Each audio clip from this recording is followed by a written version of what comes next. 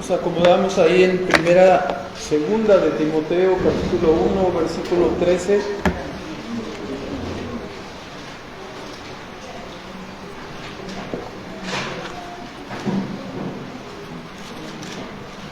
Recordamos que estamos viendo el tema de la iglesia en sus marcas, las marcas de la iglesia neotestamentaria. Dice segunda de Timoteo 1:13, retén la forma, el patrón, el modelo. Retén el modelo de las sanas palabras que de mí oíste en la fe y amor que es en Cristo Jesús. Ya hemos estado hablando al tocar las asambleas que se señalan en el capítulo 2 y 3 del libro de Apocalipsis, lo que sucede cuando una iglesia pierde su identidad como una iglesia del Nuevo Testamento y está en la posición de que Cristo abandone el candelero, se quite de ahí, y entonces pues quedarán las personas, quedarán los edificios, pero ya la presencia que hace de la reunión, el privilegio que tiene, ¿verdad? Habrá desaparecido. Entonces, por ello hemos estado señalando que es muy importante que examinemos que nuestras iglesias siempre permanezcan en el modelo neotestamentario. No es en base a los sentidos, sino es en base a las características que Dios nos ha dado. Hemos visto hasta el momento dos características.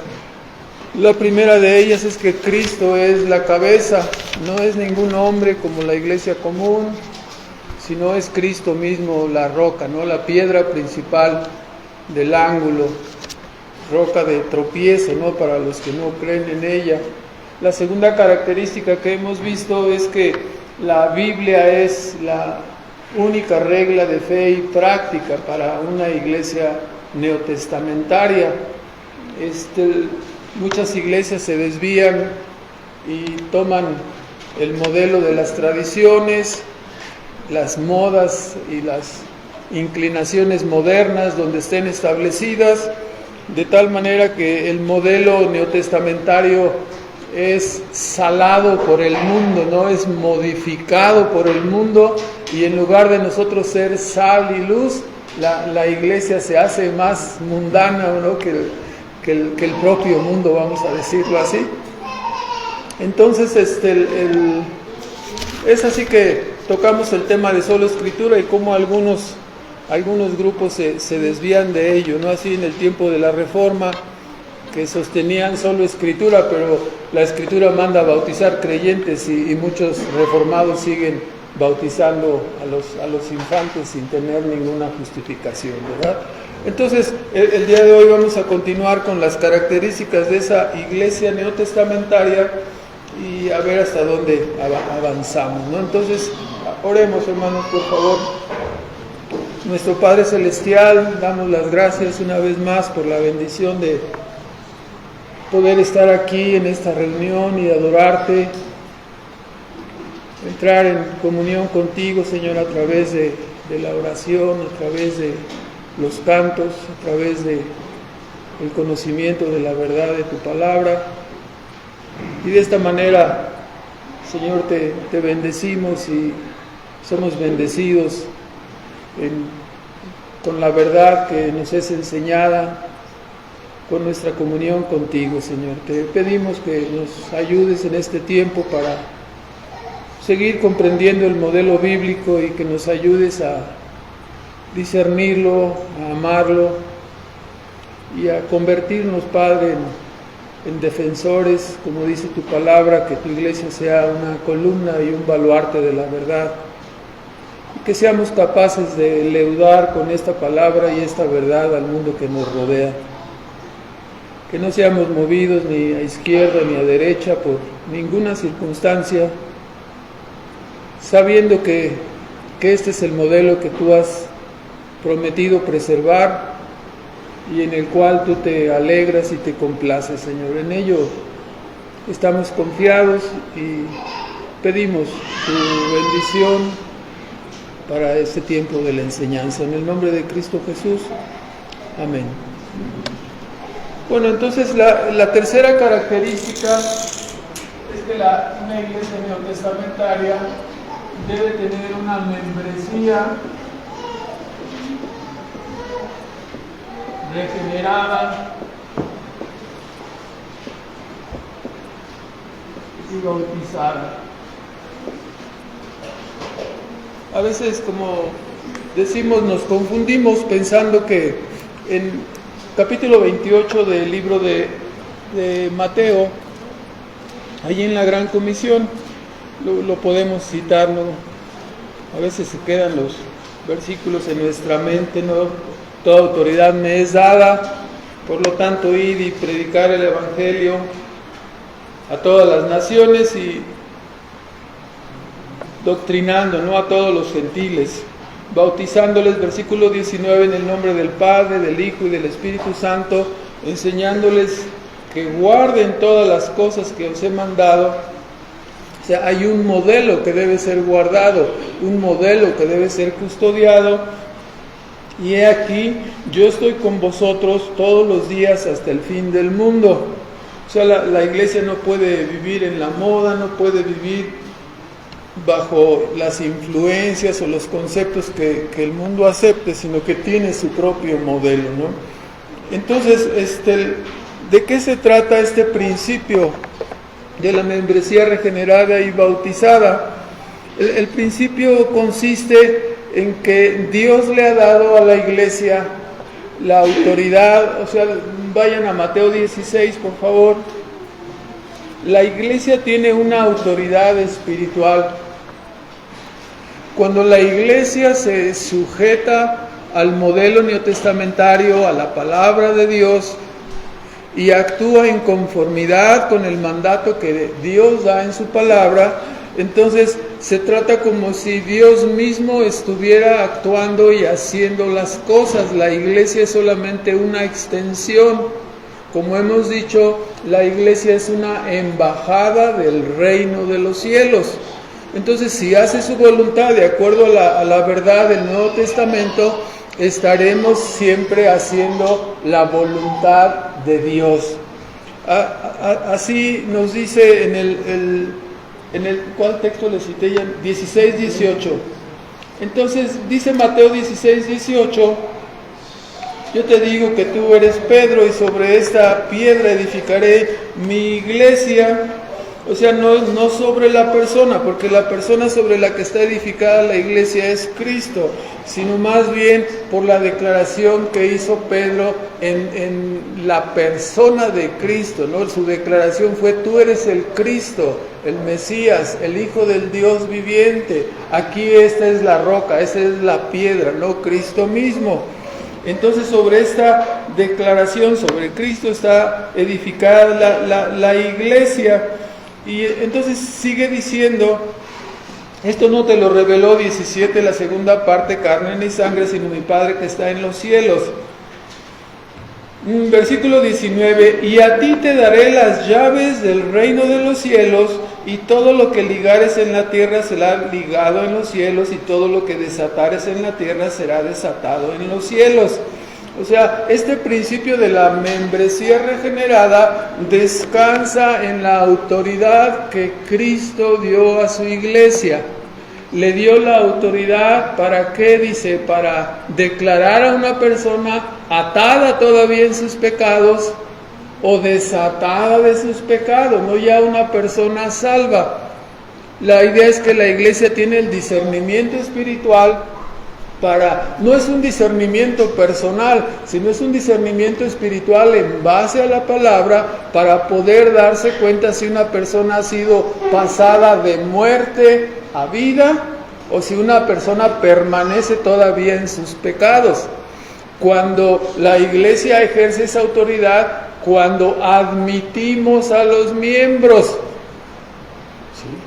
y la iglesia ejerce esa autoridad cuando dimitimos o disciplinamos a una persona que era miembro de la iglesia, pero que con su conducta manifiesta que está fuera del modelo de una persona regenerada. Entonces, en ese discernimiento, acostumbramos, como ya sabemos, algunos de nosotros, a hacer alguna entrevista, alguna plática, algunas observaciones. No es amenaza, ¿verdad? Pero, por ejemplo, si viene un matrimonio, le vamos a preguntar al esposo si la esposa es así de espiritual, como se conduce en la reunión dominical, o si en la escuela, en la casa se vuelve, bueno, a lo mejor también en la escuela, ¿no? Se vuelve una tigresa, entonces nos va a llamar la atención, ¿verdad? O al revés, le vamos a preguntar también a la esposa si el esposo es así de gentil y caballero, o si en la casa se vuelve Pancho Pantera o alguna cosa semejante, ¿no? Entonces, ¿con qué idea? Para saber si la persona tiene evidencias creíbles de haber sido pasado de muerte a vida. Entonces, la iglesia ejerce esa autoridad dada por Dios a sus iglesias, ¿sí? Cuando admitimos en la membresía de la iglesia, revisamos que una persona sea regenerada para poderla, ¿qué? Bautizar, ¿sí? Cuando nosotros vemos las marcas o las evidencias de una persona regenerada en alguien, entonces decimos, bueno, Dios le ha pasado de muerte a vida, como el apóstol Pedro dijo cuando fue a predicar a la casa de Cornelio y cayó el Espíritu Santo sobre los que estaban allí.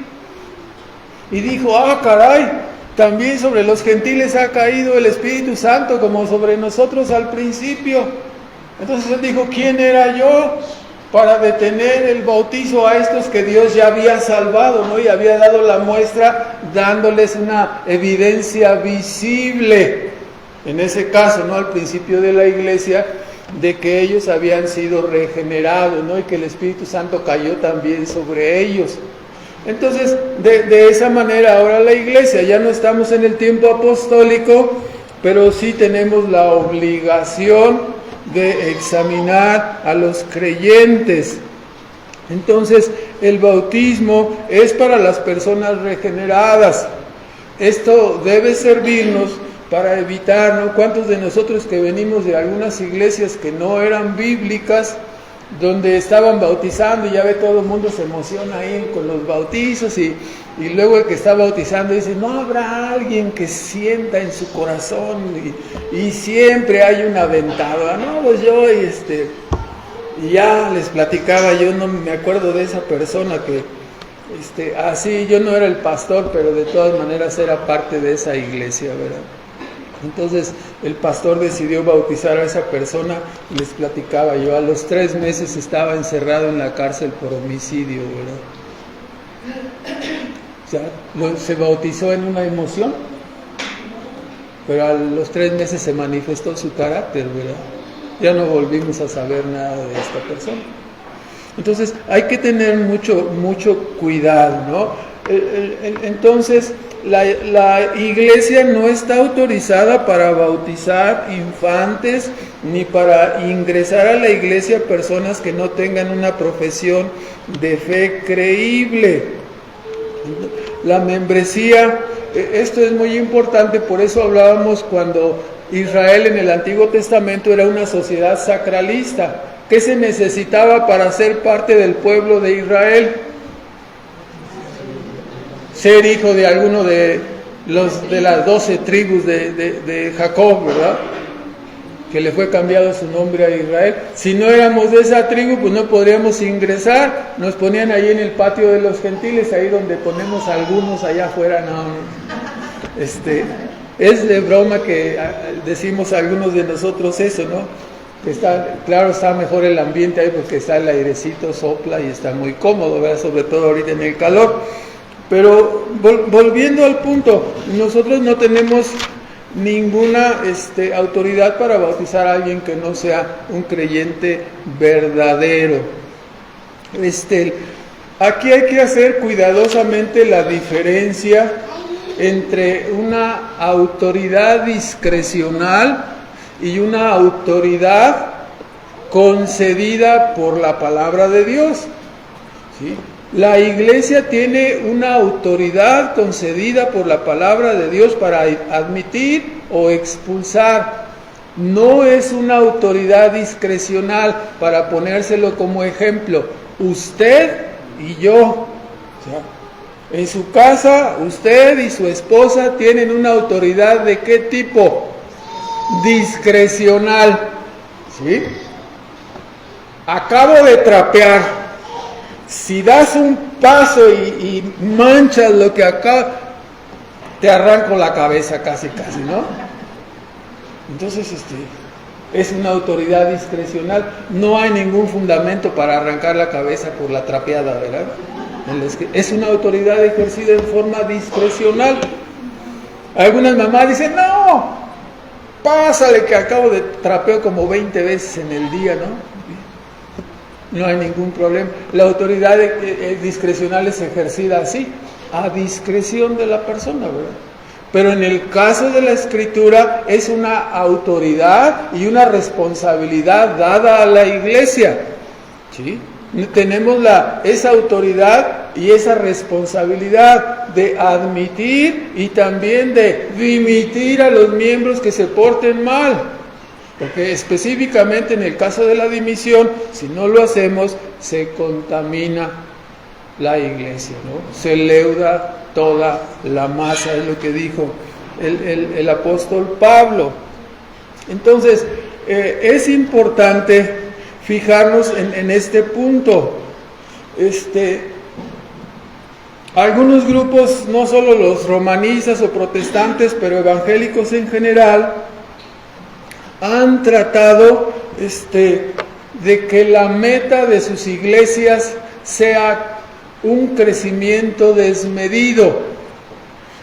Y han inventado métodos, han alterado los métodos bíblicos de evangelismo para hacerlo más fácil, para hacerlo más rápido y acceder a personas para que la iglesia dé una sensación de éxito en el crecimiento. ¿Qué es lo importante? ¿Eso? No, lo importante es que tengamos una iglesia regenerada, bautizada, una iglesia pura. Eso es en lo que Dios se agrada. Dios no necesita multitudes, no necesitamos llenar el Estadio Azteca ni siquiera el Estadio Corregidora, ¿no? No es para eso la iglesia. ¿Quién es el que salva? ¿De dónde viene la salvación? Del cielo. La salvación es de Dios. Ya lo hemos leído hasta el cansancio. Juan 1, 12 y 13, ¿qué dice? No es de voluntad de carne ni de voluntad de varón, sino de ¿quién? De Dios, que vienen los que... Entonces nosotros debemos preocuparnos por los principios que hemos estado, que nuestra iglesia permanezca con Cristo como cabeza, ¿sí? Que permanezcamos fieles a la verdad revelada de Dios, que permanezcamos limpios y puros como una iglesia hermosa, bella en la santidad de Dios. El número no nos debe de importar, el llamado así, éxito de una iglesia, eso no nos debe de importar, échelo para un lado.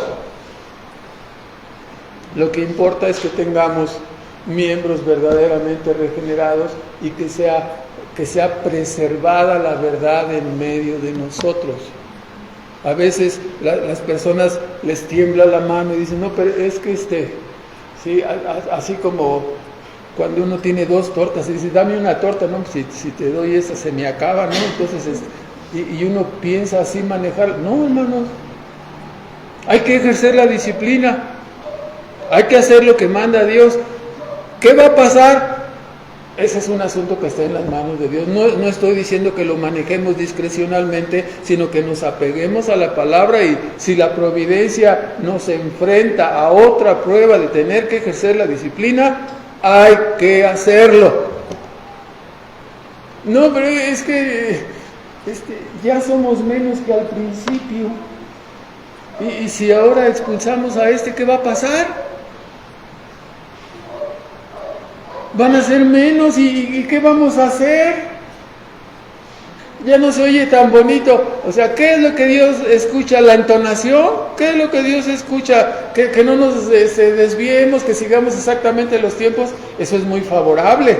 Pero lo que Dios mira es lo que Dios dijo a David, ¿no? ¿Qué es lo que mira Dios? El corazón. Hay que fijarnos en eso. Entonces, este es el punto. Nuestra preocupación debe ser ajustarnos al modelo bíblico, ¿no? Entonces, a través de mucho tiempo hemos manejado bíblicamente este asunto de la membresía, ¿no? Y regenerada y bautizada. Y hemos establecido, de acuerdo a los principios bíblicos, 4 requisitos, ¿no? Para un bautismo, para ingresar a la persona, para que un bautismo sea considerado como válido. Entonces, ¿sí? ¿Cuál es el primer requisito? Que la persona que vayamos a ingresar, a bautizar, ¿sí? Sea un candidato idóneo. ¿Qué es esto? De acuerdo a este principio que estamos hablando, debe tratarse de una persona regenerada para poder acceder al bautizo. Entonces, lo primero que vamos a examinar es si la persona tiene una experiencia creíble de fe. Lo hemos repetido tantas veces, los que lo han escuchado varias veces se acordarán del ejemplo, ¿no? De una señora que quiso bautizarse hace muchos años allá en Querétaro. Y la señora insistía que quería bautizarse. Y le decía, no. ¿Por qué le decía yo que no? Porque ella me había dicho cómo había sido convertida. Y su conversión, se las platico. Dice, pues mire, yo estaba viviendo en los Estados Unidos de Norteamérica, felicidades, ¿no? Entonces, fui a un culto y estaba yo escuchando la predicación y no entendía nada porque no hablaba inglés. Entonces solamente entendía que decían Jesus Christ, Jesus Christ, Jesus Christ. Entonces el predicador lo mencionaba muchas veces y al final dijeron que pase adelante el que quiera recibir la salvación, y pasó la señora. Y dice, yo estaba ahí y ya terminó todo y regresé a mi lugar, pero cuando regresé a mi lugar sentía que volaba, que iba como 1 metro arriba del piso, y esa es, y se sentía muy satisfecha la señora, decía, y esa es, nada más le faltó decir humildemente, mi experiencia pues en una iglesia pentecostal le hubieran aplaudido y a lo mejor le hubieran puesto un marco preferencial, ¿verdad? Pero de acuerdo al modelo bíblico, ¿cómo examinamos esa conversión? ¿Es un candidato idóneo? Vamos a ver, no en este momento, pero si ustedes conocen esa hojita, por ahí anda distribuida en muchas partes, de los 10 pasos de la regeneración, ¿verdad? La persona tiene que atravesar por un proceso, ¿no? De despertamiento, de búsqueda, de convicción de pecado, de temor de Dios, de temor de condenación, regeneración inicial, arrepentimiento, fe, seguridad inicial, un combate hasta que llega finalmente la regeneración completa, ¿verdad?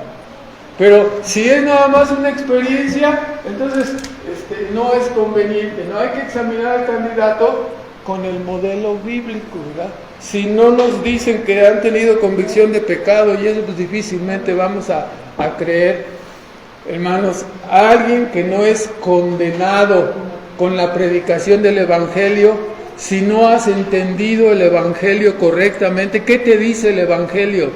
Te dice que tú eres una criatura caída, que eres un hijo de Adán, te confronta con la ley y encuentra todos los pecados que tú has cometido desde que naciste, ¿sí? Y se acumulan por montones y montones, y eso te hace ver a ti mismo como una persona imperfecta, defectuosa, cochambrosa delante de Dios, cuya sentencia de este Dios santo es para ti condenación.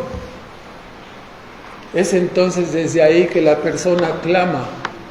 ¿Por qué clama una persona en esa condición? Por salvación y por un Salvador.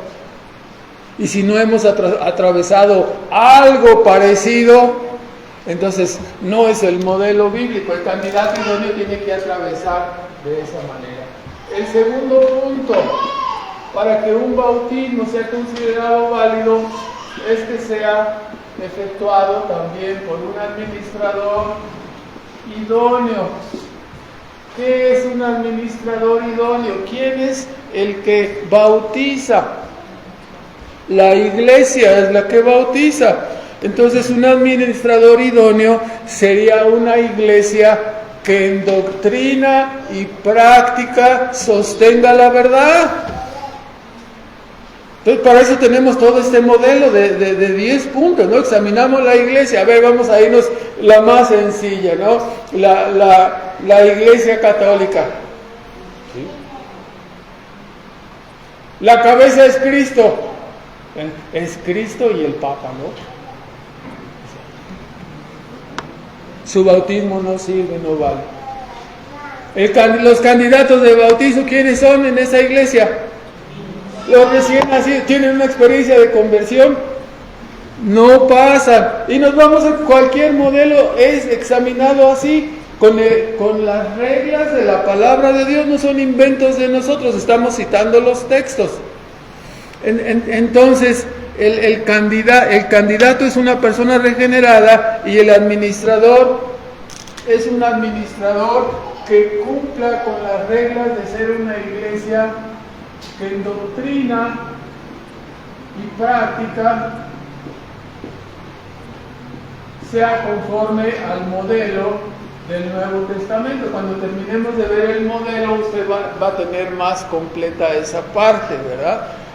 Entonces, si alguien viene aquí y me dice, no, yo sí ya soy bautizado. ¿Quién te bautizó? Los mormones. ¿Lo van a recibir? ¿Lo vamos a recibir como un miembro? ¿Ya está bautizado? Unos bautizan a los infantes, otros bautizan a los inconversos, ¿no? Personas sin una experiencia de salvación. Solamente iba a decir con que jugaran básquetbol bien, ¿verdad? Pero mejor retiro esa parte. Entonces, desde un principio hay que checarlo de esta manera, ¿no? Si la iglesia sostiene la salvación de infantes, el bautismo de infantes, y si el administrador, hay muchos que quieren escuchar esta parte y la voy a decir, ¿no? Yo fui bautizado en una iglesia de libre albedrío, ¿no? Entonces, se lo digo de esta manera. Duele, ¿no? Porque, ¿qué quiere decir? Que entonces estuvimos engañados. Ajá. Entonces estoy mal. Ajá. Entonces mi bautizo no sirve. Ajá, no sirve. Pero ¿cuál es la razón? Si yo lo hice muy sinceramente, no es posible. Si yo puse toda mi sinceridad por delante, lo que importa es mi sinceridad. No, lo que importa es el apego. ¿Cuál es la segunda regla de estas que hemos estado estudiando? La primera es Cristo es la cabeza. La segunda, la Biblia es la regla de fe y práctica. Entonces, si el bautismo de una persona no se sujetó al modelo bíblico, es un bautismo inválido. ¿Sí? Y a veces uno dice, no, pero es que aunque yo estaba en una iglesia arminiana, yo no era, en el fondo yo no era arminiano, yo siempre medio creía en la soberanía de Dios, ¿verdad? Si te bautizan en la iglesia católica, ¿estás ligado con la autoridad papal? ¿O puedes tener una reserva de decir, aunque me bauticen aquí en el catolicismo, yo no estoy de acuerdo con el papa y no estoy de acuerdo con los cardenales, ni el arzobispo, ni que admitan a los de LGTB, y ya te bautizas? ¿Va a estar bien tu bautizo? O sea, quieras o no, el bautismo te liga a las creencias de la iglesia que te bautice. Entonces, si la iglesia no es conforme al modelo, el bautismo obviamente será ¿qué? Inválido, porque el administrador no es autorizado. Solo una iglesia que en doctrina y práctica tenga el evangelio verdadero estará autorizada. Siempre platicaba con unos hermanos hace algunos días y algunos años también. Siempre hablamos de la iglesia de los compadres, ¿no? Ya creo que hasta se hizo famoso ese ejemplo. Dos compadres se encontraron una Biblia, entonces se pusieron a leerla y fueron convertidos, ¿no? Entonces uno a otro se decía, ¿y ahora cómo le vamos a hacer, compadre? Pues no sé, compadre, tú dirás. Pues no, yo tampoco sé qué hacemos, ¿verdad? Y para no hacérselas muy larga, dice, pues mira, vamos a empezar una iglesia tú y yo. ¿Sí? ¿Y cómo le vamos a hacer? Pues yo te bautizo a ti y tú me bautizas a mí. Y así se bautizaron y así nació, entre comillas, la iglesia de los compadres. ¿Cuál era la falla ahí? El administrador. No puede haber una iglesia de los compadres. Tuvieron que ir a buscar ¿qué cosa? Una iglesia que en doctrina y práctica se sujetara al Nuevo Testamento, que fue para que fuera un administrador idóneo y de esa manera tu bautismo fuera válido. Entonces, ya estamos viendo el candidato, el administrador. En tercer lugar, se llama el designio. ¿Qué quiere decir el designio? Esto es el propósito. Cuando el Nuevo Testamento enseña el bautismo de creyentes, tiene una determinación, un designio en bautizarlos. ¿Cuál es el propósito del bautismo neotestamentario? ¿Qué está significando? ¿Qué está dando a entender? Voy a señalar solamente 2 versículos. Romanos 6. Podríamos extendernos más, solamente vamos a señalar lo esencial. Dice Romanos 6. ¿Qué es lo que significa un bautismo? Dice el apóstol Pablo, ¿no? Enseñando, dice 6:3, ¿no sabéis que todos los que hemos sido, la versión 60, hemos sido bautizados en Cristo Jesús, somos bautizados, es la palabra muy usada en el griego, es aquí, eis, ¿no? Con respecto a la muerte, eis la muerte de Cristo, ¿no? Porque somos sepultados juntamente con Él a muerte por el bautismo, para que como Cristo resucitó de los muertos por la gloria del Padre, así también nosotros andemos en novedad de vida. Porque si fuimos plantados juntamente con Él a la semejanza de su muerte, así también lo seremos a la semejanza de su resurrección, sabiendo que nuestro viejo hombre juntamente fue crucificado con Él, para que el cuerpo del pecado sea deshecho, a fin de que no sirvamos más al pecado. ¿Qué es lo que significa esto? Primera de Pedro 3.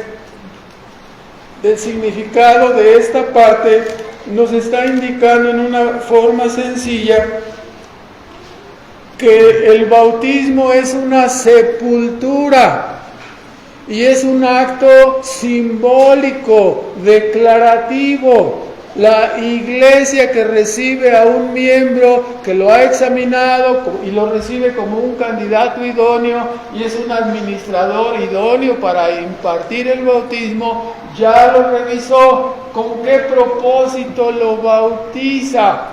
Está declarando públicamente que este candidato, esta persona, está muerta. ¿A dónde? Al mundo, a la vida pasada. O sea, ¿qué hace usted con los muertos? Los sepulta. ¿Sí? Aquí Pablo está diciéndonos lo mismo. Esta persona es sepultada en el agua, indicando que la persona que conocíamos que era, ya murió, ya se murió. Vamos a hablar en este caso simbólicamente. El Horacio que era, el Eleazar que era, que usted no lo conoció como era en aquellos tiempos. Permítame, hermano, por favor. Insoportable, quién sabe en qué tantas movidas andaba y con quién se juntaba, ¿sí? Ya hasta me estoy saliendo del marco de la cámara, hermano. Y A final de cuentas ese hombre se murió y Dios concedió una persona regenerada en la semejanza de Cristo, que ahora adora a Dios, que dejó su vida pasada, su estilo de vida pendenciero, borracho, parrandero y jugador, así, y ya es una criatura. Entonces, como se dio ese testimonio, la persona es tomada y que sepultado el viejo hombre y simbólicamente resucita una nueva persona. Así con cada uno de los que hemos sido bautizados. Esto es lo que implica el propósito. Por eso dice Primera de Pedro 3, en el versículo 21, hablando, dice, a la figura del cual el bautismo, de lo que pasó, que el arca fue sepultada, dice, a la figura de la cual el bautismo que ahora corresponde nos salva. Y hace una aclaración pertinente entre paréntesis. Y esta es la parte que quiero que nos fijemos. Dice, no quitando las inmundicias de la carne. O sea, el bautismo no logra eso. No quita las inmundicias de la carne. Sino que, ¿qué es entonces el bautismo? Es la demanda de una buena conciencia delante de Dios. Esto es lo que ocurre cuando la persona es salvada y que ve su condición, entonces da la espalda al pecado, deja su vida pasada, y este es el asunto. Le bautizamos, sepultamos al viejo hombre, ¿sí? La conciencia de la persona le demanda unirse con Cristo, le demanda obedecer a Cristo. Eso es lo que hacemos. Es la demanda de una conciencia perdonada. Y la conciencia perdonada tiene que obedecer, ¿no? Así en una forma rápida. Y la última marca es el modo. Este es sencillo si tomamos en cuenta que la palabra bautizo significa inmersión, significa sumergir a la persona. Sabemos, ¿no?, que cuando se hizo la traducción del Nuevo Testamento que tenemos en nuestras manos, en Inglaterra se usaba un bautismo. ¿Cuál bautismo se usaba? El bautismo por aspersión. ¿Sí? Si la palabra, igual que el concepto de iglesia, ¿no? El concepto de iglesia es asamblea, pero la iglesia inglesa era una iglesia no local, era una iglesia ¿qué? Nacional. Entonces, en lugar de traducir la palabra eclesia, pusieron una transliteración, iglesia. En lugar de poner la palabra bautizo, hicieron una transliteración, pusieron bautizo en lugar de inmersión. Dos palabras mal traducidas intencionalmente para proteger el engaño que prevalecía en ese entonces dentro de la cultura inglesa, ¿no? Entonces, ahora ya lo podemos ver directamente. Entonces, esta palabra no tiene ninguna discusión. La palabra bautizo quiere decir inmersión, ¿verdad? Por eso cuando Jesús fue bautizado, todos los textos así, con las personas que todavía discuten porque aspersan o hacen cosas así, dice, y Jesús después de que fue bautizado, ¿qué dice? ¿Alguien se acuerda? Subió del agua. O sea, para mí fue muy decepcionante esto cuando yo era católico, ¿verdad? Aunque nunca fui católico, pero medio católico sí era, ¿no? Cuando era Boy Scout. Pero íbamos a cenar a la casa de una tía que tenía ahí enfrente, yo me acuerdo, ahí un calendario de esos antiguos donde estaba Juan el Bautista, ¿sí? Estaba Cristo parado, los dos ahí con Juan el Bautista, con el agua que les llegaba a los tobillos, y estaba, los que tienen más de 85 años se acordarán de eso, ¿no? Entonces estaba con una conchita así, y se la iba a bautizar Juan el Bautista a Jesús. O sea, un cuadro totalmente inverosímil que sustentaba las ideas católicas, obviamente, y mi tía, como era muy católica y romántica, pues entonces, además de hacer buenas enchiladas, tenía ese calendario, ¿no? Entonces, pero bueno, ya nosotros sabemos entonces que estos son, la Biblia nos dice, el tercer requisito de una iglesia del Nuevo Testamento es que tenga una membresía regenerada y bautizada. Eso se protege en una iglesia a través del examen que hacemos de los candidatos para poder sumergirlo, ¿no? En el nombre del Padre, del Hijo y del Espíritu Santo. Entonces, vamos al siguiente punto. El modelo neotestamentario nos enseña que esta persona que es bautizada, o sea, el bautismo es en realidad un acto de obediencia. Es un acto de obediencia donde la persona se está sometiendo a la autoridad del rey en el cual ha creído y está haciendo su voluntad de añadirse a la iglesia para servir. Ese es el asunto. Nos identificamos con Cristo. Dice ahí, el que creyera, ¿sí?, en la gran comisión y fuera ¿qué? Bautizado. Hay muchas personas que dicen, pero es que yo no sé, si piensan que les vamos a hacer en el examen cuando pasamos a platicar, ¿y qué me van a preguntar? A ver, dígame, Hechos 14:3. Ay, no lo sabemos de memoria, hermanos. ¿Sí? Y a lo mejor si nos dicen Apocalipsis 15:3, o sea, como es un canto, sí lo tenemos más o menos en la mente, ¿verdad? Pero si nos dicen Números 8:2, no, pues, ¿cuándo no lo vamos a saber de memoria? No se trata de un examen de esa naturaleza, se trata de una plática donde la persona exprese cuál ha sido, ¿qué? Su experiencia de salvación, nada más. No le preguntamos si sabe multiplicar, si sabe raíz cuadrada, si tomó lengua nacional, si sabe griego, hebreo, no, nada de eso. Simplemente tratamos de encontrar si la persona tiene una profesión de fe creíble, ¿no? Eso es lo único que tratamos de encontrar. Ahora, el siguiente punto, que sería el número 4, y con eso vamos a concluir, Efesios 2:8, por favor. Las iglesias verdaderas, voy a borrar esta parte.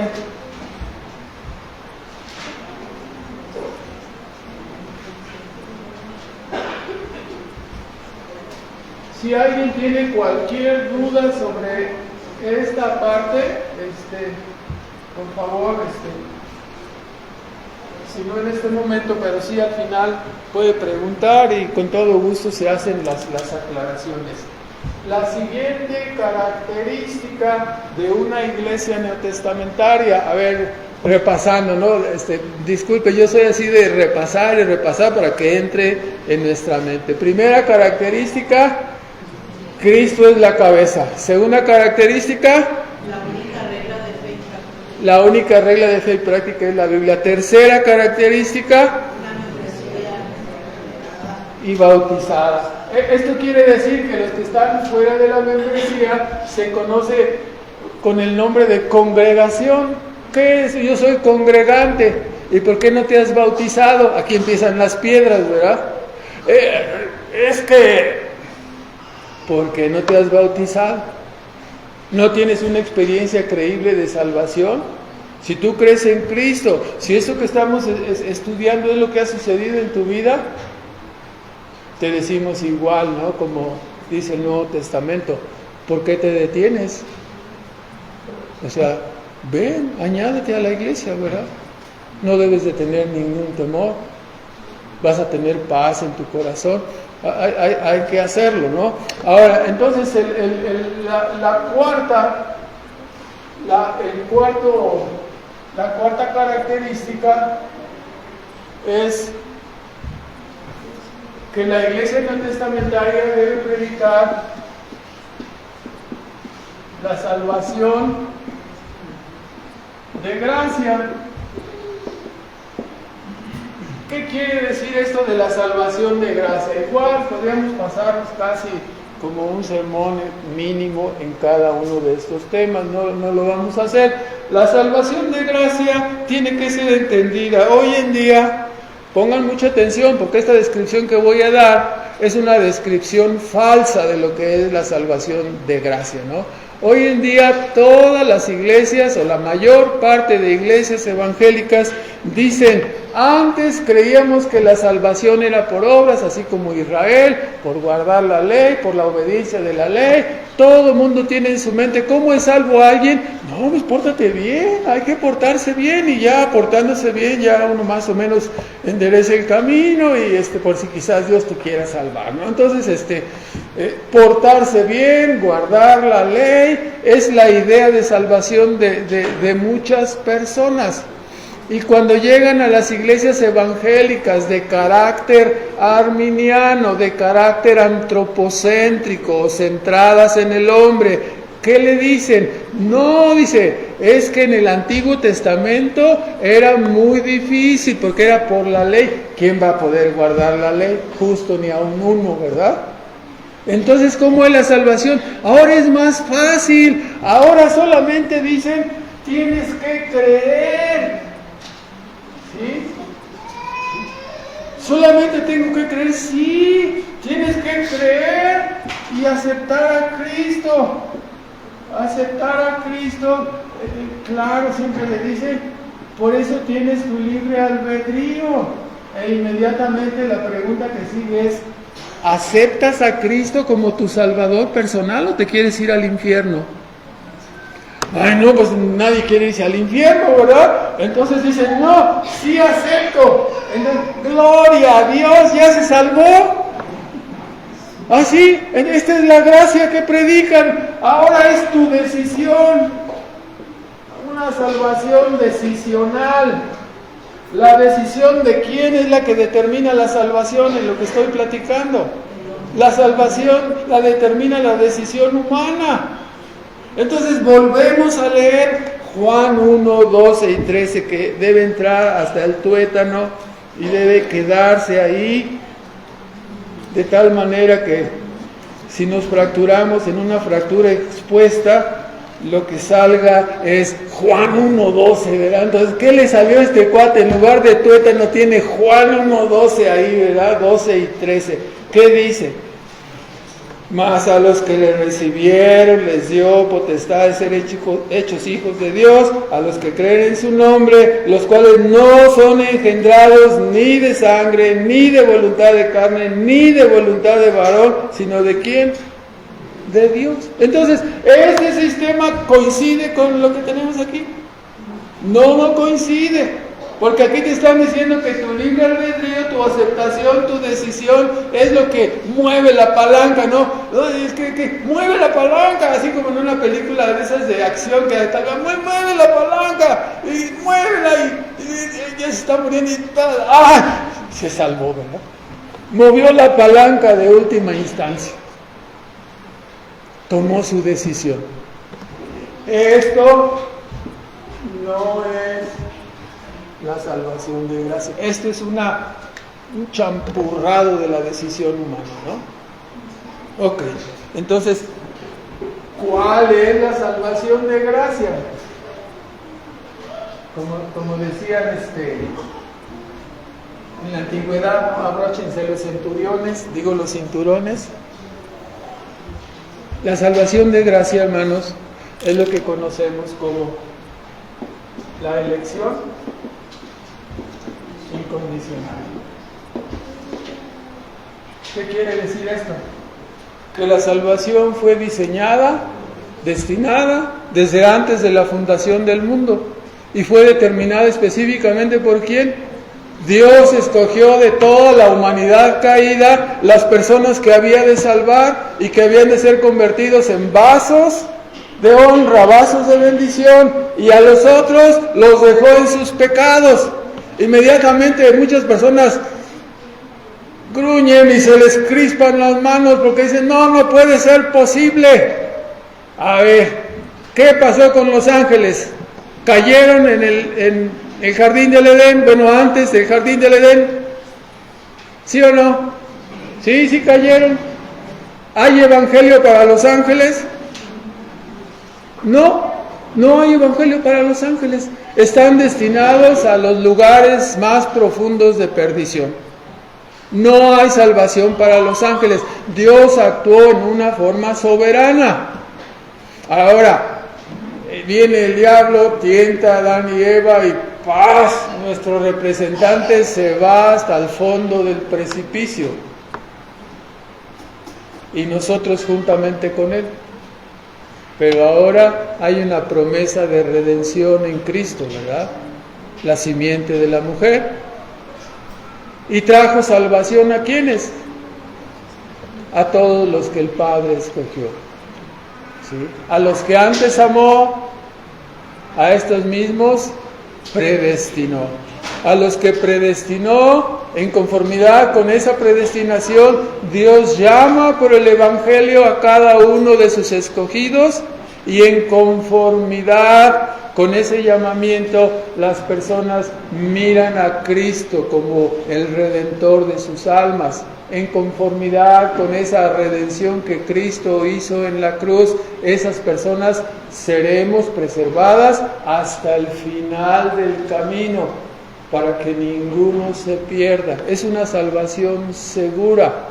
Entonces, esa salvación se conoce en términos, es una salvación de gracia.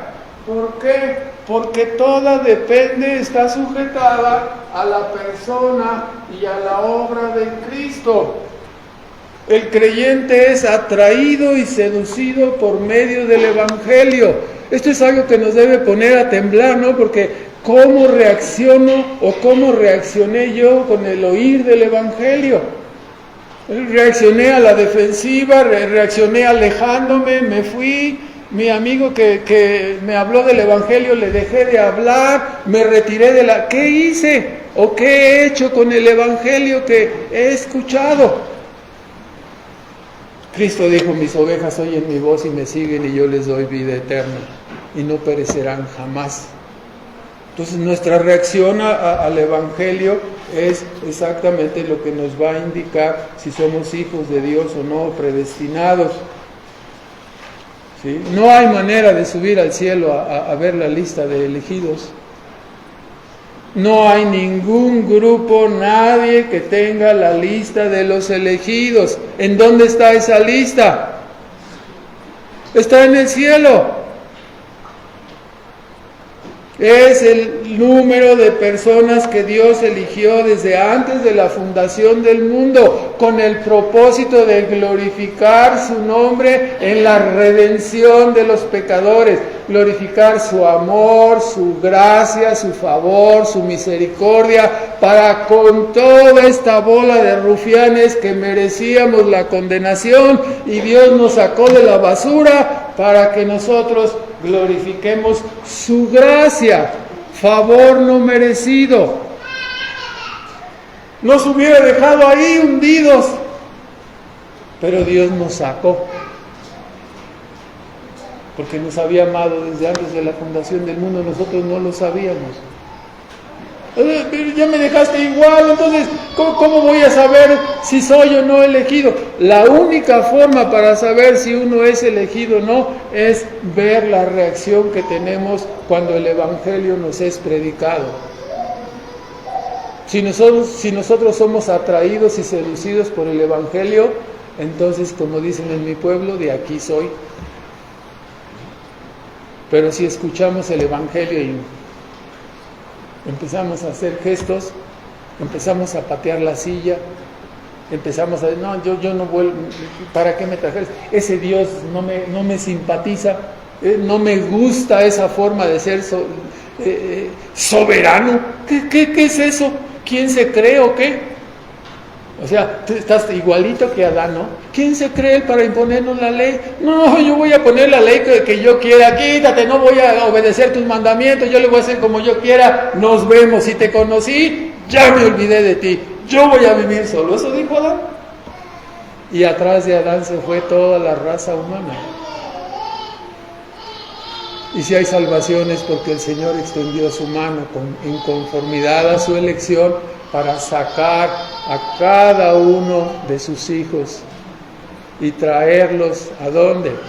A la salvación en Cristo, a la obediencia de su iglesia. Eso es la elección incondicional. Entonces, dice aquí en Efesios, versículos 8 y 9, por gracia sois salvos por medio de la fe. Y este es el asunto, ¿no? La salvación de gracia utiliza la fe como el medio, el tenedor que toma a Cristo, ¿no? El tenedor que toma el alimento genuino para salvar el alma. Es la fe, pero es que yo no tengo fe. Entonces, ¿cómo le voy a hacer? Cuando uno no tiene fe, entonces es desesperante, ¿no? Tan desesperante como cuando tú ves un ciego cruzar la calle de Guerrero ahí en Irapuato, en el centro de Irapuato.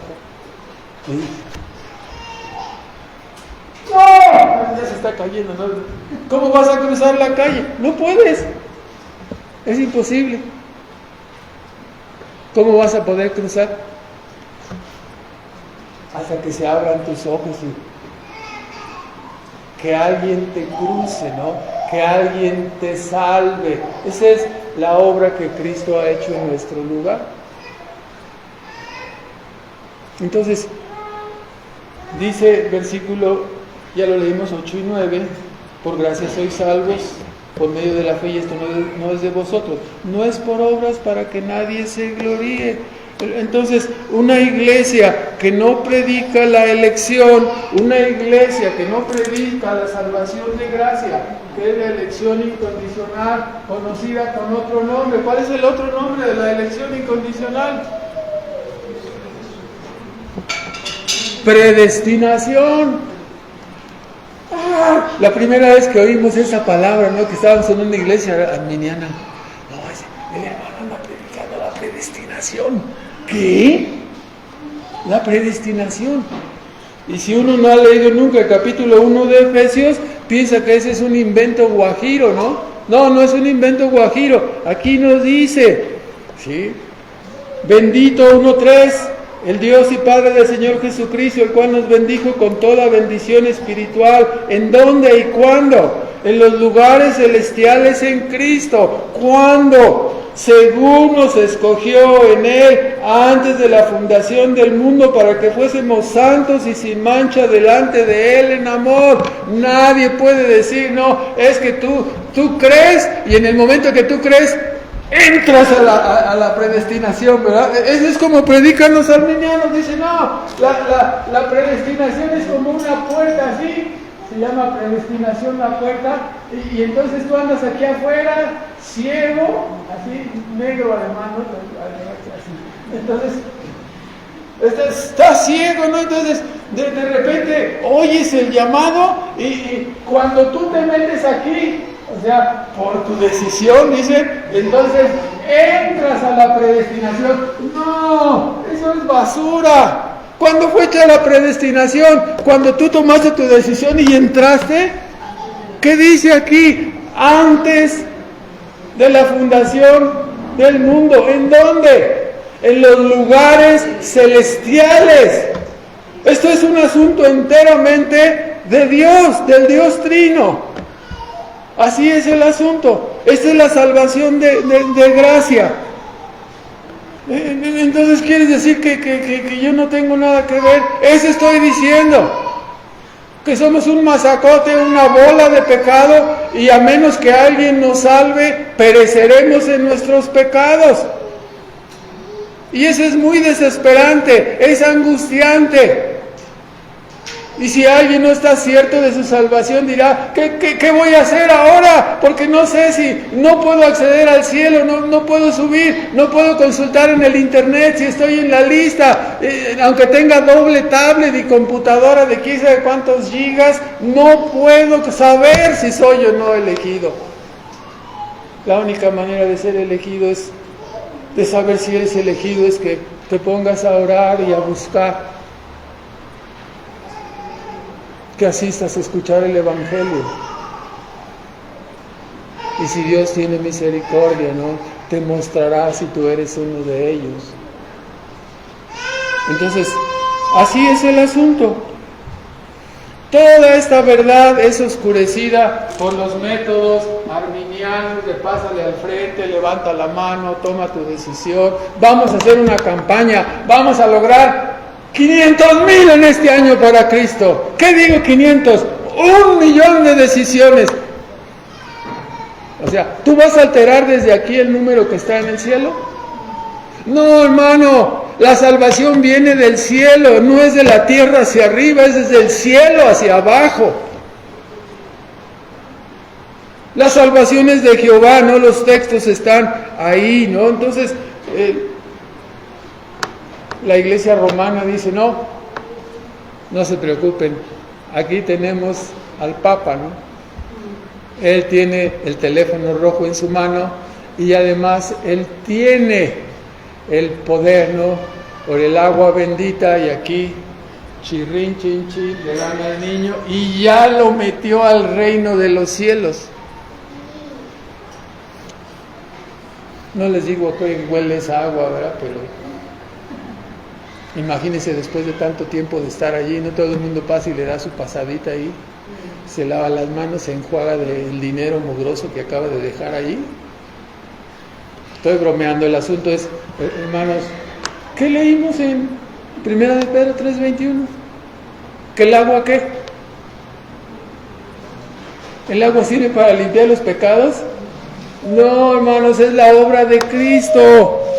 Está totalmente equivocada la religión común. La única salvación de gracia es la elección incondicional. Si la iglesia donde tú escuchaste el Evangelio lamentablemente te enseñó que tú fuiste salvo a través de tu libre albedrío, te estás dando cuenta, ¿no?, que te enseñaron un evangelio falso. Muchos hemos sido víctimas de ese evangelio falso, ¿no? Muchos fuimos bautizados por una iglesia arminiana, fuimos bautizados en el error, fuimos bautizados cuando decidimos salvarnos con nuestro libre albedrío. Todo eso fue un error. Agraciadamente Dios nos trajo al conocimiento de la verdad y nos trajo a una iglesia genuina. Y ahora tratamos de poner los fundamentos de la verdad conforme a las Escrituras, ¿no? Entonces, los textos ahí, ¿no? Efesios 1, 3 al 6, usted lo puede anotar, Romanos 8, 28 al 30, los que amó a estos, llamó, justificó, predestinó, llamó, justificó y glorificó, ¿no? Entonces, la doctrina de la gracia es, vamos a terminar, oscurecida grandemente por el humanismo evangélico que pretende adjudicar al libre albedrío la capacidad de la salvación, ¿no? Cuando la Biblia nos enseña que no es el libre albedrío, sino es la elección incondicional de Dios, ¿no? Sin méritos. No hay manera de decir, de acercarse para salir en la foto y decir, Señor, ¿qué hago? Clama al cielo. Ruega a Dios que transforme tu corazón, que transforme tu alma. Esta marca se convierte en una piedra de toque para calificarlo. Cuando usted llevamos 4 características, las repetimos para terminar, ¿no? Cristo es la cabeza, ¿sí? La Biblia es la regla de fe y práctica, ¿sí? La membresía de una iglesia neotestamentaria debe ser regenerada y bautizada. Y en cuarto lugar, la iglesia debe predicar la salvación de gracia. Si estos puntos no se cumplen, si no estamos predicando el Evangelio de Cristo, entonces no somos una iglesia verdadera, ¿no? Si nos empezamos a desviar, entonces sufriremos las consecuencias, ¿no? ¿Cuáles son las consecuencias, hermanos? ¿Alguno de ustedes las recuerda? Apocalipsis 1, Apocalipsis 2, 3, 4, no, capítulo 2, versículo 4, ¿qué nos dice? 4 y 5. Tengo contra ti que has dejado Si no te vuelves, quitaré tu candelero. Todos los que dicen, no, es que no se puede perder la identidad como una iglesia neotestamentaria. Aquí está el pasaje. Todo el capítulo 2 y 3 de Apocalipsis lo vimos primeramente mostrándonos que es factible que si una iglesia no permanece en el modelo bíblico, ¿qué puede pasar? Pierde el candelero, se va a la presencia de Dios y pues puede quedar el edificio, los ventiladores y todo lo demás. Pero ¿de qué sirve si la presencia de Dios no está ahí? Entonces, hermanos, estas doctrinas son muy importantes, ¿no? Las iglesias deben ser columna y baluarte de la verdad. Vea el engaño del diablo, por favor. No quiero terminar sin señalar este punto, ¿no? ¿Cuál engaño del diablo? O sea, el engaño del diablo en Génesis 3, todos los versículos del capítulo 3 de Génesis, ¿qué dice? ¿Qué le dijo el diablo al hombre y a la mujer? Seréis como dioses. ¿Es cierto esto? No. Seguimos siendo criaturas, pero el hombre desde la caída se siente que es ¿quién? Como Dios. Ahí se ha cumplido el asunto. El más triste problema es que esa mentalidad se ha metido en las iglesias bíblicas. Y ahí también está reinando a través de la doctrina del libre albedrío. ¿Sí? Ha sido desbancada la soberanía de Dios para plantar ahí ¿a qué? Al hombre y su libre albedrío como el que decide la salvación. ¿Puede ver usted la diferencia? Es que no es tan importante, ellos así lo acostumbran, pero nosotros no es una cuestión de énfasis, es una cuestión doctrinal. Una iglesia de doctrina arminiana es una iglesia antropocéntrica, que está siguiendo las instrucciones ¿de quién? Del diablo.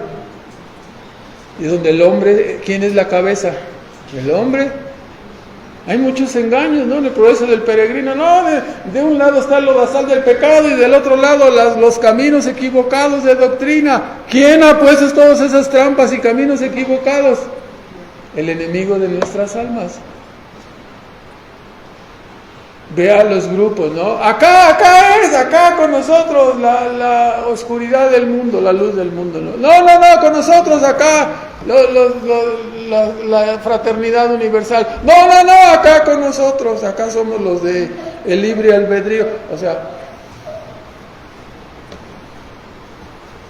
el modelo bíblico es crucial si queremos saber diferenciar. Si no conocemos el modelo bíblico, no podemos diferenciar. Cualquiera nos va a engañar. Entonces, pues que Dios nos ayude, ¿no? Las iglesias arminianas son columna y baluarte ¿de qué? Del humanismo, del antropocentrismo.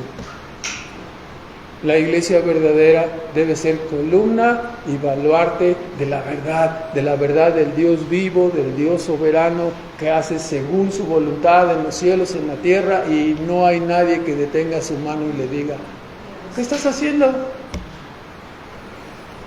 Que Dios nos ayude, hermanos. Continuamos en la próxima. Padre Celestial, agradecemos en esta tarde por tu palabra, por tu verdad.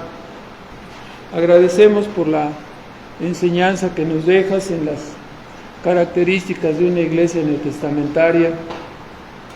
Gracias, Padre, por los hermanos que han profundizado y nos han dejado estudios que nos edifican, nos abren nuestros ojos para entender la verdad. En medio de esta selva de antropocentrismo, te bendecimos porque tu palabra nos dice la verdad y nos enseña el modelo bíblico, Señor. Sigue abriendo nuestras mentes y corazones para que confiemos en la verdad revelada en tu palabra, que es todopoderosa, que prevalecerá hasta el final, y en la salvación que Cristo tu Hijo ha obtenido en la cruz del Calvario. en pro de pecadores como nosotros. Rogamos, Padre, que sigas inflamando el corazón de tus hijos para seguir la verdad, para seguir a tu Hijo Jesucristo por donde quiera que fuere el camino, si sea difícil, si sea muy sinuoso, si sea angosto. Tu gracia y tu poder nos ayudarán a llegar hasta el final, Señor.